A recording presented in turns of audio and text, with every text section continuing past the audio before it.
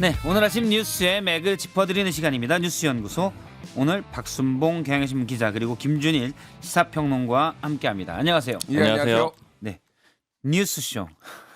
발음 괜찮았어요? 점점 좋아지고 있습니다. 점점 좋아지고 있죠. 예. 연습하고 있습니다. 예, 많은 분들이 아니 아나운서가 그렇게 발음이 안 좋아라고 하시는데 저 아나운서는 아니었고요. 기자였습니다. 그래서 발음 연습을 제대로 못한 제 탓입니다. 첫 키워드부터 볼까요? 장동혁 쇄신안 발표. 예, 어제 쇄신안을 발표했습니다. 어떤 내용인지 좀 더 살펴보면요. 네, 일단 흐름부터 좀 짚어보면 장 대표가 취임한 다음에 이 강경 보수만 보고 당을 운영하는 게 아니냐 이런 지적들이 내부에 있었거든요. 근데 예. 의원들 반응은 1년 12월 3일, 그러니까 작년 12월 3일이죠. 비상계엄 1년 때까지는 좀 지켜보겠다. 그때 어떤 메시지 내느냐 두고 보겠다라고 했었는데 그때 장 대표가 의회 폭거에 맞서기 위한 계엄이다 이렇게 얘기를 하면서 일종의 좀 옹호를 합니다. 예. 그리고 나서 윤한홍 의원 포함해가지고 당내 구친윤계들 다 나서서 공개적으로 비판을 했거든요. 이런 상황에서 장 대표가 어제 쇄신안을 발표를 한 거고요. 이 쇄신안의 핵심을 요약하면 두 축인데요. 한 축은 비상계엄 사과, 다른 하나는 당을 이렇게 바꾸겠다, 변화를 예. 어떻게 하겠다 이 두 축입니다. 그 과거에 대해서는 사과하고 앞으로는 이렇게 변하겠다라는 거군요. 맞습니다. 비상계엄 사과는 요약을 하면은 잘못된 수단이었다. 여당 역할도 못했다. 깊이 사과드린다. 이렇게 표현을 했습니다. 그런데 이제 여기에 보면은 윤석열 전 대통령을 직접 언급한 내용은 없었거든요. 예. 다만 우회적으로 언급한 내용이 있는데 이 표현이 있어요. 과거의 일들은 사법부의 공정한 판단과 역사의 평가에 맡기겠다. 그리고 계엄과 탄핵의 강을 건너갔다. 미래로 가겠다. 이런 표현이 있습니다. 아, 사법부의 판단에 맡겨지는 건 윤석열 전 대통령인 거죠. 그렇게 그 얘기네요. 해석할 수 있어요. 그래서 제가 당 주류 쪽에 물어보니까 예. 이 표현은 우리가 윤석열 전 대통령을 일원으로서 더 이상 보호하고 안고 간다라는 그런 개념에서 벗어나는 거다. 그러니까 더 이상 보호하지 않는다라는 의미다 이렇게 설명을 하더라고요. 두 번째 축은 당 변화라고 말씀드렸는데 여러 가지 안들을 내놨거든요. 좀 핵심적인 것만 짚어보면 일단 첫 번째는 당명 바꾼다라고 했습니다. 예. 두 번째는 공천 룰을 경선 원칙을 하되 다만 지역과 대상에 따라서 당심 비율을 조정하겠다라고 했는데 그러니까 쉽게 얘기하면 지금 민심 몇 퍼센트, 당심 몇 퍼센트 이렇게 해가지고 후보를 뽑잖아요. 예. 이거를 지역별로 특성에 맞춰가지고 조정을 하겠다라는 겁니다. 어. 그러니까 일관되게 하지는 않겠다라는 예를 들면 거예요. 당신 민심 5대 5 또는 나경원 기획단 지방선거 총괄 기획단장 얘기한 게 당심이 7 이런 건데 지역별로 다르게 할 수 있다 이 얘기네요. 네, 아마 이제 추정컨대 방향은 봐야 되겠지만 뭐 수도권 같은데 민심 반영이 더 필요하다라고 하면 그런 것들을 좀 반영하겠다라는 취지로 이해가 됩니다. 그리고 당원 권리 좀 강화하겠다라고 했는데 그 어떤 주요 현안이 있을 때 당원 요구들이 많으면 전당원 투표를 하겠다라고 했고요. 또 200만 책임 당원 시대, 그러니까 당원 좀 늘리겠다라고도 얘기를 했습니다. 지금 100만이죠. 네. 그리고 이 정치 연대를 언급한 부분이 좀 주목이 되더라고요. 이건 표현을 그대로 전해드리면은 자유민주주의 가치에 동의하고 이재명 정권의 독재를 막아내는데 뜻을 같이 한다면 누구와도 힘을 모으겠다. 이렇게 표현을 했거든요. 근데 지금 당 상황을 보면 한동훈 전 대표랑 사이가 굉장히 안 좋고 예. 징계 절차가 진행 중이잖아요. 주류 쪽에 물어보니까 이 모든 세력에서 당연히 한동훈 전 대표는 제외입니다. 이렇게 설명을 하더라고요. 아, 한동훈 전 대표는 빼고 모든 세력. 네. 어제 중학생 넥타이를 메고 와서 아, 개혁신당과 손을 잡겠다는 거 아니냐 뭐 이런 분석이 있었던 것 같아요. 네, 전반적으로 나머지 세력에 대해서는 다 이제 포용하겠다라는 그런 입장입니다. 내부 반응은 좀 엇갈렸는데 이 일단은 대안과 미래라고 해서 국민의힘에서 재선 의원 주축의 소장파 모임이 있거든요. 그 입장문을 냈는데 지금 당은 재건축을 해야 되는데 이 장 대표의 혁신안은 내부 인테리어 수준이다. 좀 비판적인 입장이 나왔습니다. 특히 이 모임 소속의 김재섭 의원 같은 경우에는 텔레그램 방이 있거든요. 25명 의원들이 모여있는 방에서 하나만한 한가한 소리로 들릴 수 있다. 이런 정도로 아주 강하게 비판을 했습니다. 상당히 평가절하를 했고요. 장해찬 여의도 연구원 부원장은 어땠습니까? 그 이제 당권파라고 표현할 수가 있는데 긍정적으로 당연히 표현을 했는데 장 대표를 믿고 지켜줄 때다 이런 표현을 썼고요. 그다음에 강명구 부총장도 이제는 이재명 정권과 맞서야 된다라고 했고요. 특히 좀 주목이 되는 거는 오세훈 서울시장하고 박형준 부산시장인데 긍정적으로 평가를 했습니다. 환영한다, 뭐 박수를 보낸다 이런 내용들을 얘기를 했습니다. 민주당 반응은 어떻습니까? 민주당은 비판적이었는데요. 이제 당 차원에서 나온 서면 브리핑은 철진한 사과다. 옷만 갈아입는 혁신으로는 국민 신뢰 회복할 수 없다라고 했고 정청래 대표는 이 브리핑 인용을 하면서 속으로는 윤어게인과 안 헤어질 결심이다 이렇게 표현을 했습니다. 예, 알겠습니다. 김준일 평론가님께 좀 여쭤보겠습니다. 예. 김준일 평론가님이 자타가 공인하는 특히 자가 많이 공인하시는 것 같아요. 예. 대한민국 내로를 하는 평론가신데 예. 일단 장동혁 대표 사과에 대해서는 어떻게 평가하십니까? 김재섭 의원이 이제 그 공식 대안과 혁신 대안과 미래 공식 예. 나오기 전에 이 성명이 나오기 전에 그 텔레그램 방에 의원들한테 이렇게 얘기를 했다라고 해요. 국민이 100을 기대했다면 150을 해야 혁신인데 당 대표는 50에 그쳤다. 저도 좀 비슷한 평가를 좀 내릴 수밖에 없는데 일단 계엄이 잘못됐다라는 거는 이미 당의 공식 입장이에요. 예, 국민의힘이. 사과는 했죠. 이 정확하게는 송원석 원내대표가 그 부분은 사과를 했고요. 12월 예. 3일 비상계엄 때 당 대표만 의회 폭거에 맞선 계엄이었다라고 그때 당시 입장이 있었잖아요. 이게 장동혁이라는 개인에 있어서는 큰 변화예요. 그죠? 왜냐하면은 계엄은 의회 폭거에 맞선 거였다라고 했다가 이제는 이제 잘못된 수단이었다 뭐 이렇게 얘기를 했으면은 장동혁 개인에게는 큰 변화고 큰 결심이겠죠. 예. 그런데 당 차원에서는 그럼 뭐가 변한 거냐?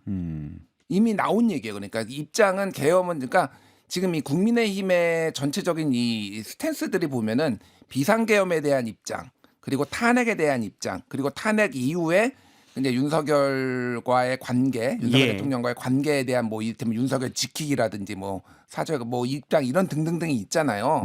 이게 미묘하게 다 다른데 대체적으로 보면은 비상계엄은 잘못됐다라는 거는 이미 일종의 컨센서스가 있었어요. 예. 장동혁 빼고. 사실 거기에 대한 컨센서스가 없는 게 일단 가장 예.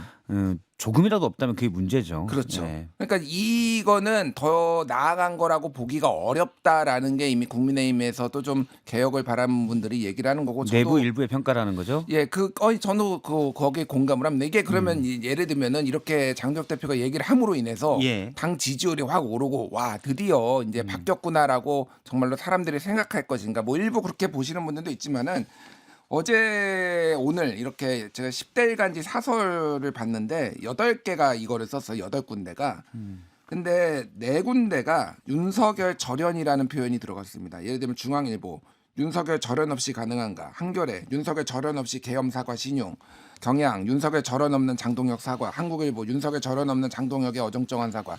그래서 핵심은 지금 윤석열 대통령과의 관계 설정을 어떻게 할 것인가를 언론들도 주목하고 사람들이 주목하는데 그건 지금 역사의 평가에 맡기겠다. 말씀하니까 계엄이 잘못됐다. 불법이니까요. 계엄이 잘못됐다라고 얘기하는 거는 전반적인 공감대가 있는데 이분만 따지면 장동혁 대표의 사과는 별로 나아간 게 없고 이전에도 있었으니 핵심은 윤과의 절연인데 그 부분에 대한 언급은 없었기 때문에 좀 부족하다 이런 말씀이군요. 그래서 한지아 의원 같은 경우에는 예를 들면 강선우 의원이 이제 탈당을 했지만은 당에서 민주당에서 제명을 했듯이 윤석열 제명해야 된다. 당 차원에서. 예. 그게 절연의 어떤 의지를 보여줄 수 있는 거다. 이런 얘기도 이제 방송에서 했거든요. 예. 그러니까 어떤 후속 조치가 그래서 뭐 조선일보는 사설로 예상 넘는 통합을 해야 국민 신뢰를 얻을 거다. 국민일보도 실천에 달려 있다. 그러니까 이게 그냥 말로만 할 게 아니라 이제 이후에 뭐가를 더 보여줘야 된다라는 거고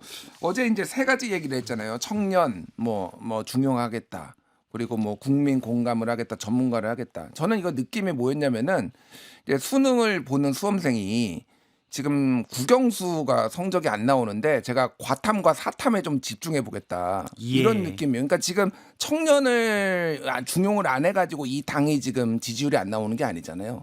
전문가를 중용을 안 해서 안 나오는 게 아니잖아요. 예. 근본적인 거는 가장 핵심은 윤석열 절연 문제인데 그거를 지금 피해가느라고 참 고생이다. 그런데 앞서 이제 예. 윤제명이라고 얘기를 해주셨는데 윤석열 전 대통령은 이미 탈당은 하긴 했지만 이제 심정적으로도 완전히 절연을 해야 되는데 그 부분을 정확히 하지 않았다. 지금 이 얘기인 거죠. 그러니까 액션이 필요하다라는 거죠. 뭐 그런 상황인 것 같아요. 그래서 이게 이제 여기에 한동훈 전 대표 징계 문제까지 지금 맞물리면서 오늘 윤리가 구성이 될 것으로 보이는데 예. 그건 어떻게 보세요? 뭐 오늘 징계가 나오기는 좀 힘든 게 일단 2명이 그만뒀기 때문에 새로 보충을 해야 되는 것도 있고 그래서 예. 조만간 3명이죠. 예. 3명 예. 그래서 조만간 이거를 다시 윤리위를 열어야 되는 상황인 것 같은데 결국은 다른 정치 세력과의 연대도 anything but 한동훈. 한동훈. 예, 뭐 이런 기조라면은 결국은 반발이 좀 있을 수밖에 없다. 예. 앞서 이제 박순봉 기자도 한동훈 전 대표는 빼고 이렇게 얘기했는데 네. 그런 분위기로 가는 것 같군요. 지금 전에도 제가 한번 짚어드렸었는데 이 흐름 자체가 그 윤석열 전 대통령 치고 그다음에 한동훈 전 대표도 같이 친다라는 게 지금 주류의 생각이거든요. 예. 근데 제가 어제 뭐 주류라고 할까요? 이제 단컨파 쪽에 좀 물어봤습니다. 지금 비판받는 게 절연 메시지 없다라는 거 아니냐 이렇게 물어봤더니 그건 사실상 절연이다 이렇게 표현을 하긴 하더라고요. 근데 다만 뭐라고 얘기를 하느냐면은 그럼 민주당에서 개딸과 절연하냐 해야 된다 이런 식의 표현을 쓰느냐. 그러니까 한 표 한 표가 다 소중한데 그 표현을 굳이 안 써도 되는 거 아니냐 이런 식으로 좀 얘기를 하고 있고요. 예. 그리고 이제 징계 문제는 뭐라고 얘기를 하냐면 살을 내주고 뼈를 취했다 이렇게 표현을 하더라고요. 아, 그러니까 살을 이번에- 내주고 뼈를 취했다. 그러니까 지금 나름대로는 장도영 대표가 이 주류에서는 결단을 했다라고 봐요. 왜냐하면 이제 자기 지지층들에 대한 비판을 감수하고 요 안을 내놨고 예. 그다음에 이걸 통해서 일부 그러니까 지금 서울시장, 부산시장 정도는 우호적인 메시지를 냈잖아요. 그러니까 이걸 바탕으로 일부 여론이 좀 좋아지는 상태에서 한동훈 전 대표를 치겠다라는 거고요. 그래서 속도전을 굉장히 빨리 낼 거랍니다. 오늘 이제 윤리위 인선이 다 마무리가 되면은 속도를 좀 빨리 낼 건데 다만 이제 제가 주류 쪽 얘기를 좀 말씀드렸는데 의원들 반응은 썩 좋진 않습니다. 전반적으로 안 좋은데 모 의원 같은 경우에는 예전에 김용태 전 비대위원장이 이미 절연을 얘기했는데 지금 그것보다 좀 후퇴한 안을 얘기한 게 아니냐. 그러니까 시간이 예. 많이 흘렀음에도 불구하고 오히려 뒤로 갔기 때문에 좀 평가가 좋지 않다. 뭐 이런 평가들을 내놓고 있습니다. 일단 뭐 국민 속으로 들어간다 이런 얘기도 어제 사과 입장 발표에 있었는데 당원 게시판 논란으로 한동훈 전 대표를 어떻게든 앞서 이제 살을 내준다는 표현까지 썼는데 어떻게든 징계하겠다 이런 거는 어제 사과문 입장과 배치되지 않느냐 뭐 이런 지적도 나올 수 있을 것 같아요. 그러니까 모든 뭐 정치 세력과 연대하는 것도 뭐 세대 간 연대 뭐 이런 얘기 어제 다 했거든요. 그러니까 예. 모든 정치 세력이 그러면은 안에 있는 정치 세력하고는 연대를 안 하고 밖에서만 지금 찾는 거냐 뭐 이런 얘기도 있어서 그러니까 같이 가기 힘들다 두 사람은 지금 정서적으로도 그렇고 그런 것 같아요. 네.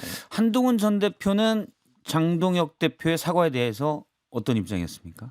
한 대표가 한 대표가 입장을 낸 거는 못 봤고요. 예, 공식적으로는 안 김종혁 나오죠. 전 최고위원이 분들이. 입장을 냈는데 아주 뭐 강하게 비판을 했죠. 뭐. 약간 부족하다 뭐 이런 취지의 분위기가 친한 게 많은 것 같습니다. 알겠습니다. 두 번째 뉴스 볼까요?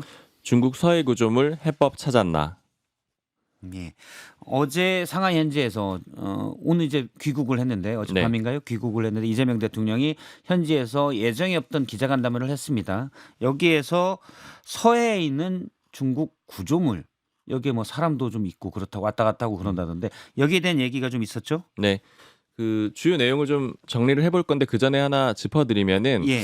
그 제가 예전에 윤석열 전 대통령실 출입을 했었었는데 그 기간 중에는 현지에서 대통령이 순방 중에 간담회를 한 적이 없었거든요. 그러니까 좀 이례적인 거라고 좀 이해를 하시면 될 것 같고요. 흐름으로 보면은 그 한중 정상회담에 어떤 구체적인 성과가 없었던 거 아니냐 이런 좀 야권의 비판이 있거든요. 예. 그러니까 그거에 대해서 구체적인 성과가 있었다라는 걸 보여주기 위해서 좀 전격적으로 일부에서는 정국빈 방문인데 합의문, 공동성명 이런 게 없었기 때문에 구체적인 성과가 없었냐 이런 지적들이 나왔는데 그 때문인지 일단 이런 성과가 있었다고 대통령이 직접 설명하는 자리를 만들었다 이런 해석도 있다는 거죠. 맞습니다. 첫 번째로 방금 짚어주신 서해 구조물 문제인데 이재명 대통령이 이걸 얘기를 했고 중국 쪽에서 관리하는 시설을 옮기게 될 것 같다 이렇게 표현을 했습니다. 그쪽에 양식장 시설이 2개 있는데 이걸 2개가 있고 이걸 관리하는 시설이 있는데 관리 시설은 철수한다 이렇게 아마 옮기게 될 거다 이렇게 표현을 했고요. 예. 그다음에 이제 한반도 중재 요청 이 문제에 대해서 핵 문제 포함해가지고 시 주석한테 좀 역할을 해줬으면 좋겠다라고 이재명 대통령이 얘기를 했더니 시 주석하고 리창 총리가 같이 인내심을 가질 필요가 있다라고 답을 했다라고 합니다. 이것도 이재명 대통령이 공개한 얘기고요. 그다음에 시 주석이 정상회담 때 모두 발언으로 이렇게 얘기를 했던 게 주목을 받았었잖아요. 역사의 올바른 편에 서고 올바른 전략적 선택을 해야 한다. 박수몽 기자가 얼마 전 시 주석이 좋아하는 표현이다. 올바른 이 얘기를 했습니다. 네, 자주 쓰는 표현인데 이재명 대통령이 여기에 대해서는 공자 말씀으로 들었다. 그냥 착하게 잘 살자 이런 의미로 이해했다. 뭐 반응할 필요가 있는지 모르겠다. 이렇게 얘기를 했습니다. 공자 말씀이란 건 공자가 이 얘기를 했다가 아니라 그냥 원론적인 얘기다 이런 의미인 거죠. 예, 맞습니다. 근데 올바른 편이라는 표현을 주로 썼기 때문에 이게 과연 공자 말씀이냐 뭐 이런 얘기도 나오는 것 같아요. 근데 이재명 대통령이 굳이 뭐 대답하기 곤란하니까 공자 말씀으로 회피했다 이런 얘기도 나오고요. 네, 그러니까 이재명 대통령 표현도 있었어요. 그냥 공식적인 얘기는 그냥 공식적으로 받아들이면 된다. 뭐 이걸 굳이 뭐 더 이렇게 해석하거나 이럴 필요가 없다라는 거고요. 그리고 네 번째로는 중일 갈등에 끼어들 필요 없다라는 표현도 썼습니다. 이건 이제 예. 기자간담회 때 나온 내용인데 이런 비유를 썼어요. 어른들도 다툴 때 끼어들면은 양쪽으로부터 미움받는 수가 있다. 그러니까 굳이 우리가 뭐 개입할 필요는 없다라는 겁니다. 그리고 한한령에 대해서는 좋아질 거라고 얘기를 했습니다. 점진적, 단계적으로 질서 있게 해결될 것이다 이렇게 얘기를 했고요.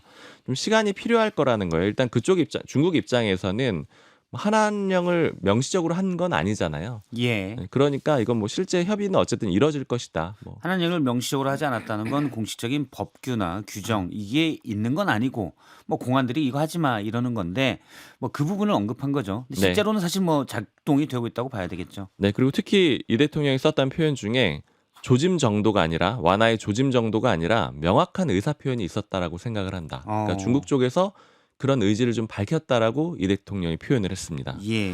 그리고 협중 정서에 대해서도 이재명 대통령이 언급을 했는데 이제 중국은 가까운 이웃이고 떠날 수 없는 관계인데 배척하고 피하면 우리가 오히려 손해다라고 얘기를 했고요. 그리고 이런 과정에서 혐오 조장하는 거 좀 없어야 된다라고 얘기했는데 중국이 국내 그 선거에 부정 선거에 개입을 했다. 그런 뭐 음모론 같은 것들이 있잖아요. 이걸 예. 언급을 하면서 이런 정신 나간 소리를 해서 감정을 상하게 해서 되겠느냐 이런 표현도 썼습니다. 표현이 세네요. 네. 알겠습니다.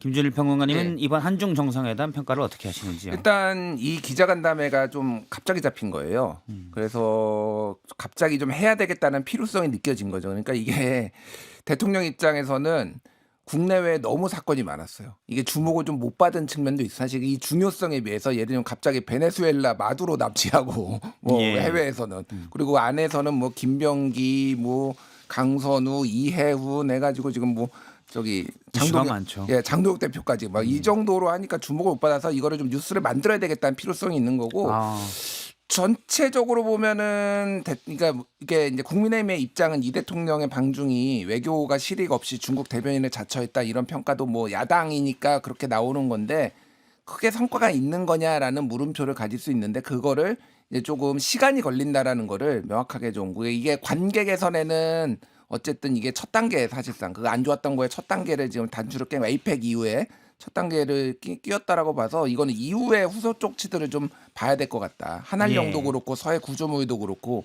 근데 어쨌든 대화의 물꼬를 텄다는 데는 큰 의미를 좀 두는 게 맞지 않나 그런 생각이 듭니다. 시진핑 주석의 한중 정상회담에서 석자로 언 얼음이 한꺼번에 녹겠냐. 과일도 익어야 떨어진다. 이런 얘기를 했고 이재명 대통령도 이게 정확한 표현이다라고 대응을 했다고 그러더라고요. 예, 뭐 저도 그렇게 생각을 합니다. 이게 중국은 소위 말하는 관시 문화가 있어서 관계. 예, 관계. 그게 그냥 우리가 생각하는 거랑 관계가 아니라 일종의 네트워크거든요. 그래서 믿느냐 안 믿느냐 이게 굉장히 중요한 문제고 그거는 국제 외교에서도 좀 비슷하게 연출이 되기 때문에 좀 시간이 많이 걸릴 것 같다. 예.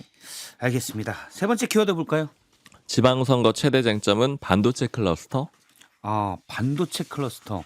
구체적으로 좀 얘기를 해주시면. 그러니까 지금 용인에 그 삼성전자 주도로 반도체 클러스터를 짓고 있거든요. 예. 만들고 있는데 이게 언제 시작이 됐냐면 2023년 3월입니다. 윤석열 정부 때인데 그때 미래첨단 산업 육성해야 된다라고 발표를 하면서 그 중에 하나 나왔던 게 이 용인의 반도체 클러스터예요. 삼성전자는 화답을 해가지고 2042년까지 당시 기준으로요 20년 동안 300조 원 투자하겠다 이렇게 발표를 했습니다.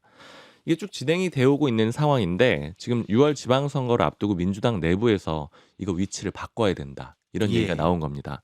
특히 이제 시작은 안호영 민주당 의원이 했는데 안 의원은 전북지사 출마를 선언하는 상황이거든요. 용인 말고 새만금에 지어야 된다라는 거예요.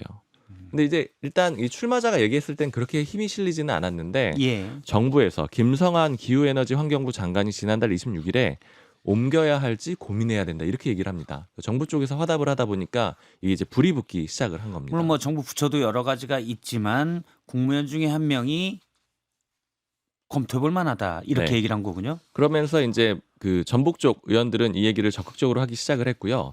근데 이제 민주당 내부에서도 반발이 있어요. 왜냐하면 특히 용인권에서는 당연히 반발이 있었겠죠. 용인 쪽 의원들 뭐 예를 들어서 이현주 최고위원 포함해가지고 용인 지역구 의원들이 공동으로 성명을 냈거든요.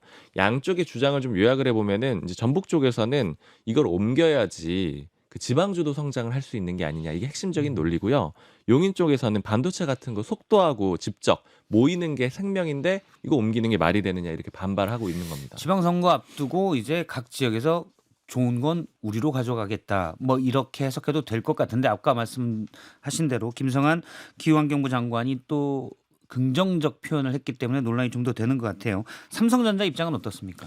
어제 물어보니까 공식적인 입장은 없다고 하더라고요. 근데 다만 이제 반도체 업계 쪽에서 제가 얘기를 들어봤을 때는 그렇게 만약에 바꾸게 되면은 새로 백지 상태에서 투자 계획을 검토를 해야 되는데 AI 반도체 흐름에서는 이제 막 올라탄 수준이라서 우리나라 기업들이 예. 2년을 까먹게 되면은 손실이지 않겠느냐 이게 좀 업계 쪽 반응입니다. 물론 뭐 지방을 얘기하는 분들은 전기는 지방에서 만드는데 송전선 비용 들고 하니 지방으로 큰 공장도 옮기자 이런 논리도 있지만 수도권을 얘기하는 분은 그러면 인재가 안 간다 이런 논리도 하는 것 같아요. 김중림 평론가님은 어떻게 보세요? 이게 이제 대통령이 이 김성환 장관이 지난해 12월 26일에 얘기를 했고 이재명 대통령이 신년사에서 이 얘기를 했어요. 성장 패러다임의 대전환을 관련해서 수도권 중심이 아닌 지방주도를 강조하면서 남부의 반도체 벨트 구축안을 제시를 했어요. 예. 그러면 이거는 지금 중앙정부 입장에서는 이게 어느 정도 머릿속에 그림이 있다. 사실은 지역에서 이제 지방선거를 앞두고 뭐 전남에서도 지금 얘기가 나오고 있고 전북에서도 새만금 얘기도 나오고 이런 뭐 경기가 반발하고 있고 이런 것도 있지만은 중앙정부에서 약간 의지가 있다라는 거고 지금 전력은 사실 심각합니다. 왜냐하면은 15기가와트가 지금 필요하거든요. 예. 삼성 9기가와트, SK 6기가와트에서 이게 원전 15개가 필요한 정도인데 지금 확보된 건 40%밖에 안 돼요. 예. 그러면은 이거를 다 송전망을 새로 깔아야 되는 건데 보통 일은 아니에요. 그래서 이 전기를 어떻게 할 거냐. 그러면 만약에 옮기면은 뭐 인력 문제, 인재를 어떻게 유치할 거냐. 이게 약간 복잡한 함수에 여기에 선거까지 껴가지고 좀 복잡한 함수가 될 것 같다. 예. 일단 지방선거 앞두고 좀 나오던 얘기들인데 논란이 있고 혼란이 있으면 안 되니까 정부에서 좀 입장을 내야 될 것 같습니다. 네, 박순봉 기자, 김준일 평론가님 고맙습니다. 예, 감사합니다.